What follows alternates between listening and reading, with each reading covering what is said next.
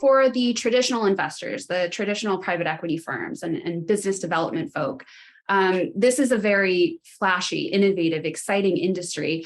I'm hoping that you both can kind of make the case for those traditional investors to understand that this is a mature industry. This is a space that is ready for not only innovation, but for investment.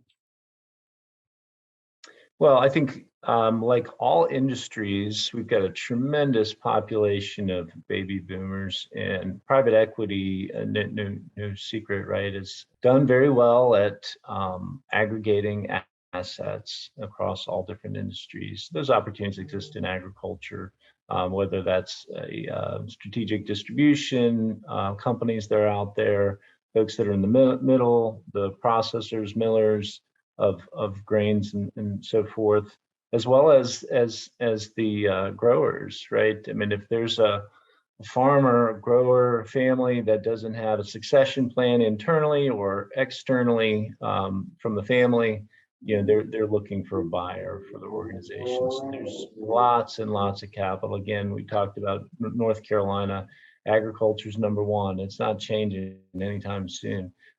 There's still a lot of opportunity for assets to change hands and to meet returns for private equity investors. Mm-hmm.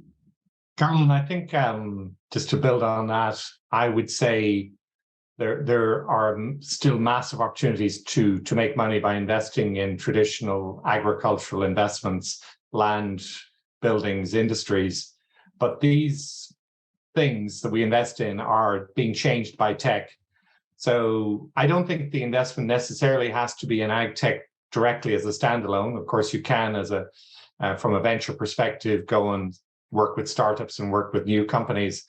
But it's also interesting to look at how those technologies can fit together with traditional investments. So, you know, blockchain, perhaps with land. Certainly, we've talked about crop protection, sensors in feed mills so that we are grain elevators. So we know exactly where the grains are, and we can measure in real time how much inventory there is in the system, and perhaps even use that as part of more innovative systems for borrowing money against that real-time inventory. So the tech for me, as I see it, I am very excited by the ways in which it can displace or change or disrupt what we're doing today. But I see many of my colleagues who are much more traditional investors who like to see where the penny's going and where the penny comes back, and they're using it by bolting it onto something that might look like more of a traditional investment. Yeah, and then I think the opportunity to become vertically integrated as well, right? So when you talk about a farm to fork strategy, there are companies out there globally at scale that are making corporate venture investments, right? That private equity portfolio companies ultimately get sold into, right? So there are buyers and exit strategies in the space, perhaps not the IPO strategy that might be employable with some private equity strategies in different industries, but there are tremendous well-heeled private and public companies that are buyers in the space. So those exit opportunities can be manufactured, engineered with, like Aidan said, you know, smart planning, buying right, getting the right management teams in place, creating efficiencies with new technology, mapping their way to those successful exits. This is an industry that is thousands of years old, and obviously with the advent of new technologies, it's a really great time to drive innovation in this space. But from a deal-making standpoint, from an investor standpoint, why is now particularly an opportune time to pay attention to this market? Well, I think like in any changing market, right, if you could have said, hey, I'm going to invest into e-commerce and search engine technologies in 1995, you would have found yourself in a very fine position. Same thing for AgriTech and food tech. I think they both interact because that's the output, right? Now is a super exciting time to get involved on the ground floor of industries that are changing, and that's where opportunity is made. AgTech and food tech both are different in that similar to biotech and life science, and that there's a longer lead time, right? If you're developing a new trade of seeds to produce, for example, a higher protein content soybean like Benson Hill has done, for example. It takes time, right? And time and duration and return are all intermingled in investments, and the investor needs to know what duration, how much time, what people, and what type of returns to promise to limited partners or shareholders, and then to deliver on a timetable, right? Versus just getting into the mix. So tremendously important to understand the duration and the timeline of these types of investments. North Carolina is a tremendous producer of agricultural goods. We're all familiar with tobacco, sweet potatoes, but even chickens, turkeys, hogs, eggs, and more things that maybe we're perhaps not aware of. But the competition, I know my own, I grew up, as you can tell from the accent, a little further, what should I say, east of North Carolina. And in Ireland, my home country, they have $1 billion funds to go into Agtech.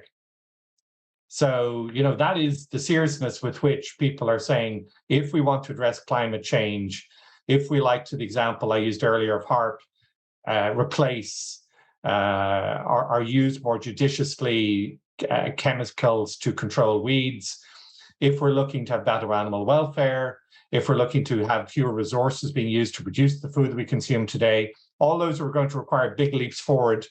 Technology can help, but I think also there's the room for the state and for all organizations, universities, et cetera, to really help these companies make the leap to be successful. Mm-hmm. You just brought up a couple points I want to dig a little bit deeper into. And one of those is driving enthusiasm for this industry. Obviously, the agriculture industry is not what it used to be thousands of years ago. It's not even what it used to be a few decades ago. And in the broader context, we're also in an environment in which labor is very tight. So how is the agriculture industry surviving amid labor shortages and surviving amid a change in the industry culture in terms of working in this industry? And is AgTech helping to drive enthusiasm to spur innovation, to spur actually working in this field? Yeah, I mean, you see it on farms today. Increasingly, dairy farms are using robots to milk cows. They're using robots to push up feed during the middle of the night. They're using robots to clean away manure. I don't know, Carolyn, if you aspired to join the agricultural industry at any time in your life, maybe not, but why who not? knows? But most of us don't imagine our kids will want to work in a processing plant for obvious reasons. It's dirty work. Robots are going in there. Most of my friends are colleagues who've worked in the meat industry. Certainly today, if they're building a new factory anywhere in this country, they're going to be using robotics increasingly to do the work. It's not to say there aren't people to do it, but there are smarter, better ways to use people, as we've seen with the use of robotics in hospitals. And I agree 100% with Aidan on that. Efficiency in the supply chain, in squeezing out inefficiencies in labor acquisition or labor costs, it's in every industry, but it's particularly challenging in the supply chain. Our tomatoes travel a long way to get to our grocery stores.